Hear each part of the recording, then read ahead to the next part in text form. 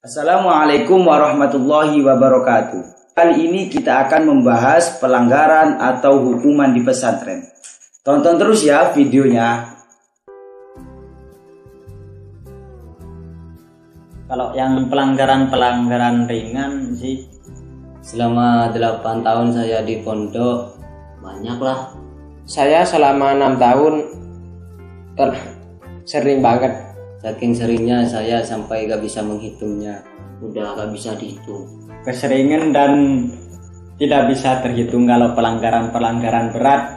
Selama saya mondok kantor itu ada 7 tahun. Kalau berapa kali sih alhamdulillah saya gak pernah kena takzir. Bukan pencitraan.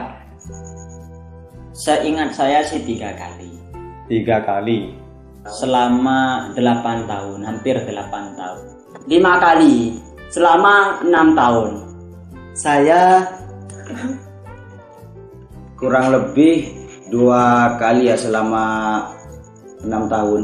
Saya kena takzir di pondok 2 kali selama 10 tahun mondok. Hanya 2 kali selama 7 tahun. Pernah. Saya gak pernah kena takzir. 1 kali. Saya gak pernah kena takzir. Saya gak pernah kena takzir. 1 kali. Saya gak pernah kena takzir. Lanjut. Yaitu ketika saya pulang dan tidak izin kepada pengurus-pengurus pondok. Waktu itu di rumah saya ada acara keluarga, lalu saya izin pulang.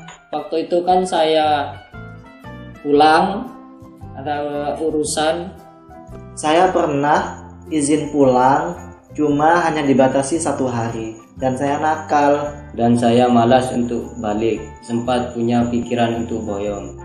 Pulang selama 2 hari ternyata saya telat. Saya kembalinya ke pondok itu hampir melebihi 3 hari. Saya lupa tepatnya saya telat itu kenapa.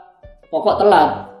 Lama-kelamaan di rumah, akhirnya saya balik ke pondok. Jadi saya resiko namanya orang melanggar, saya dihukum. Mengaji di depan bilik sambil berdiri selama 1 jam lebih. Gak boleh pulang nginap sampai akhir tahun. Nyabutin rumput yang ada di sebelah kamar mandi pondok.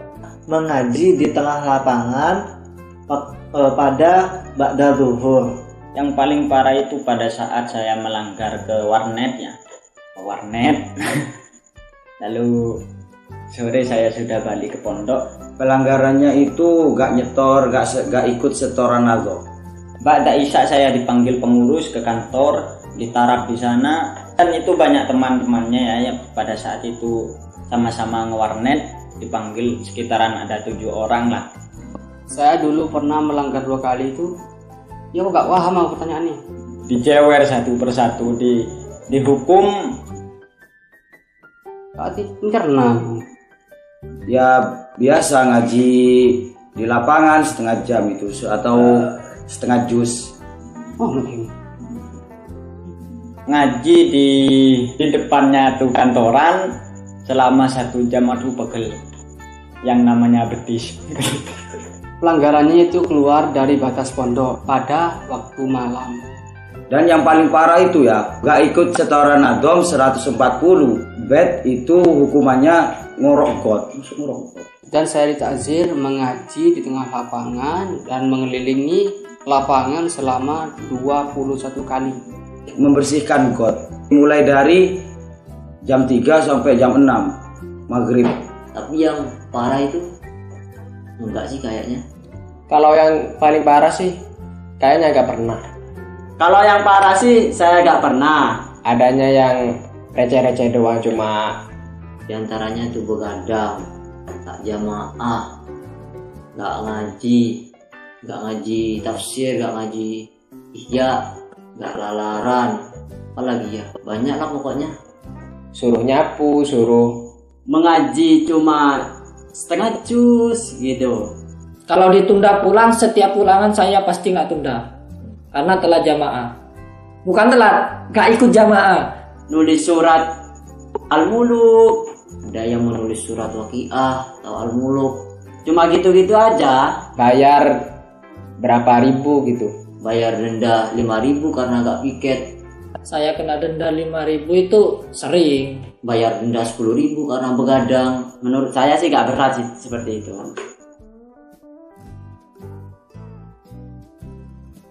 Nggak masuk sekolah. Kalau di pondok saya, ya aturan ini berlaku barusan sih. Karena takzirannya kalau di pondok saya kalau nggak sekolah itu Ngaji di pondok pesantren putri.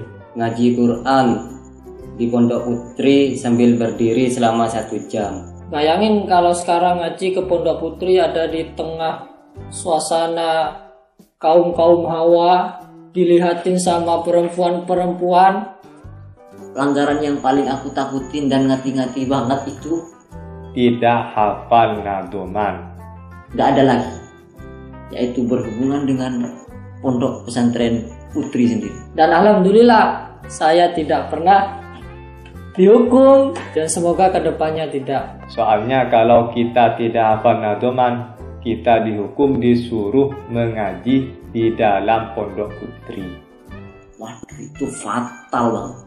Saya akan berjuang dan saya akan giat untuk sekolah. Kalau aku ngelakuin itu, belum urusan ke pengurus, belum ke kantoran, belum ke guru, belum ke orang tua. Waduh, pokoknya Karena takut dihukum.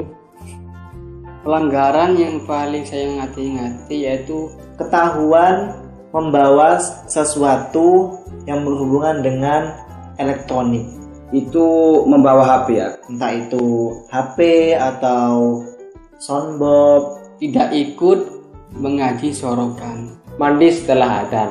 Kalau membawa HP itu ada pasalnya. Selain disita oleh pengurus dan sitaannya tersebut sampai kita liburan pondok, Ditambahi takziran yang lain seperti mengaji di pondok putri.